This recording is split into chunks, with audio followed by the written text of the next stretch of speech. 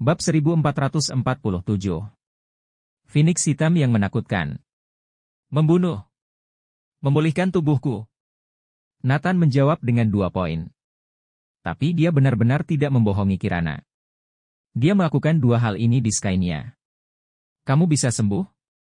Sungguh sebuah keajaiban. Kirana masih tidak percaya. Kemudian, kehidupan berjalan seperti biasa. Namun, kabar kembalinya Nathan ke Neslandia tersebar luas. Beraninya pengkhianat memiliki wajah untuk kembali? Pengkhianat harus dieksekusi mati. Segala macam gunjingan bermunculan. Nathan masih mengalami kesulitan di Neslandia. Menanggung tudingan, pengkhianat. Bahkan Claudia terkena dampaknya. Untuk beberapa waktu ke depan, Nathan masih harus menanggung kemarahan publik. Hanya dengan cara ini, mata musuh tidak akan mengawasinya. Pangeran William dan yang lain tidak akan menemukan keanehan. Saat ini, Nathan fokus untuk melacak aliansi revolusi kebebasan. Dia mengira tidak lama lagi Pangeran William akan mengetahui bahwa obat itu palsu.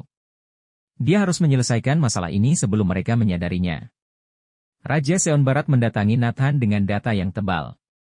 Paduka, setelah lebih dari 2 bulan penyelidikan, aku masih menemukan beberapa hal. Sesuai permintaanmu, menyelidiki penjahat mencurigakan yang telah melakukan kejahatan keji dalam 100 tahun terakhir.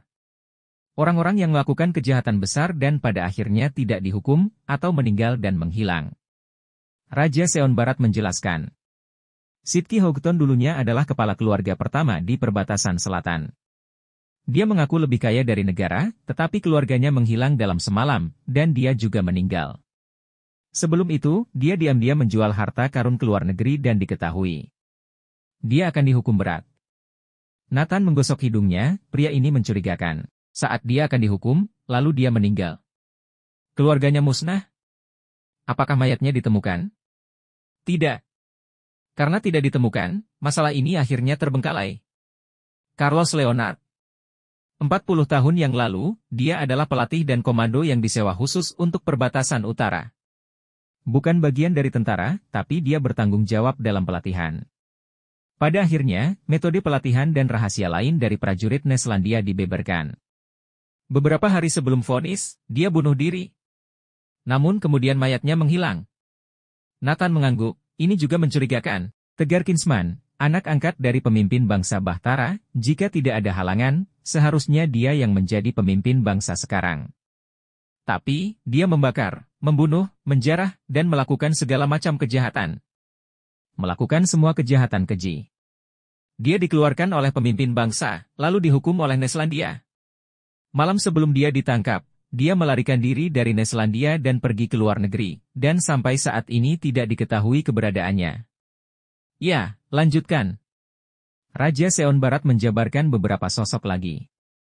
Ini semua serasi dengan karakter para anggota aliansi revolusi kebebasan. Jika Neslandia tidak mengejar mereka, mereka semua adalah master dan akan menjalani kehidupan yang sangat mewah. Jadi mereka sangat marah dengan Neslandia. Mereka semua merasa bahwa Neslandia telah menghancurkan segala milik mereka. Mereka bersatu untuk membalas dendam pada Neslandia. Sosok-sosok yang disebutkan oleh Raja Seon Barat ini pada dasarnya cocok satu sama lain. Diperkirakan orang-orang ini semuanya adalah anggota aliansi revolusi kebebasan. Mereka memiliki kekuatan dan koneksi, kata Nathan. Selanjutnya, Seon Barat, kamu hanya perlu mencocokkan orang-orang ini satu persatu, kata Nathan. Siap. Raja Seon Barat mengeluarkan setumpuk data lagi. Dia menarik napas dan berkata, informasi dari orang terakhir sangat menakutkan. Seorang wanita. Saat menyebut wanita, Nathan langsung teringat Phoenix hitam. Menakutkan bagaimana? Nathan merasa tertarik. Silakan lihat. Setelah Nathan selesai membacanya, ekspresinya juga berubah. Bab 1448. Sosok yang ditakuti seluruh dunia. Wanita ini begitu kejam? Kata Nathan. Ya, aku terkejut ketika mengetahuinya. Raja Seon Barat juga terkejut. Karena apa yang ditunjukkan informasi ini terlalu menakutkan. Dibandingkan dengan kejahatan keji wanita ini, kejahatan yang dilakukan oleh orang-orang sebelumnya hanyalah kekanak-kanakan. Level bahaya wanita ini adalah level SSSSS. Kejahatan 1, pernah mencuci uang 15 kali di perbatasan selatan, dengan jumlah total 13 kuadriliun. Dia adalah orang yang mencuci uang paling banyak dalam sejarah Neslandia. Kejahatan 2, wanita ini menipu 39 konglomerat Neslandia dalam 5 tahun, kerugian setiap konglomerat bernilai ratusan triliun.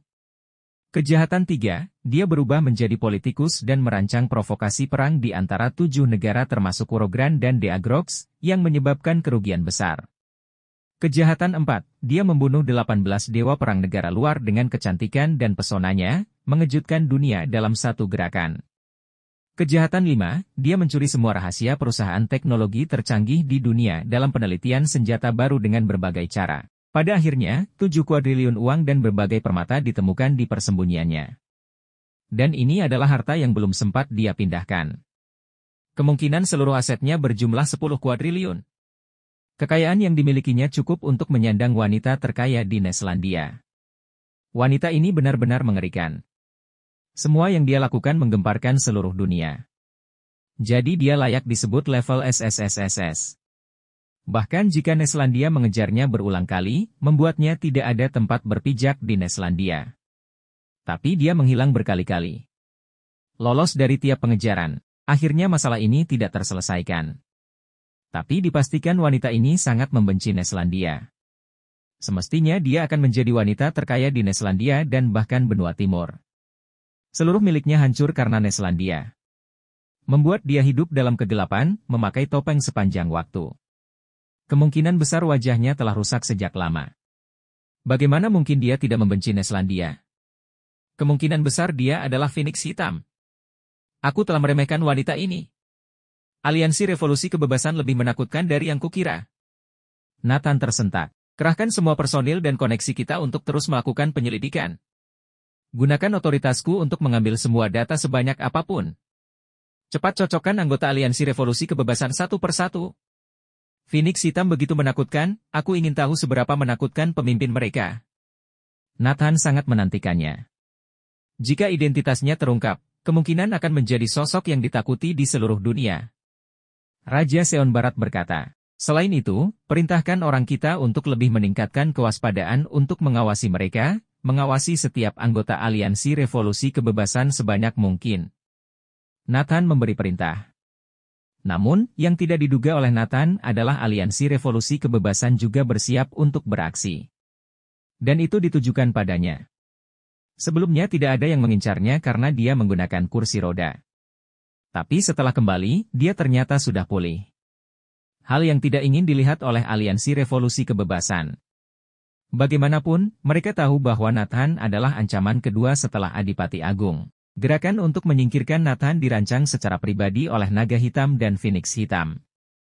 Menurut informasi yang kami temukan, alasan utama Wangsa Bochlistan merobek perjanjian karena Nathan Clark membunuh anggota Wangsa Bochlistan. Dialah yang memprovokasi lebih dulu, kata Phoenix Hitam.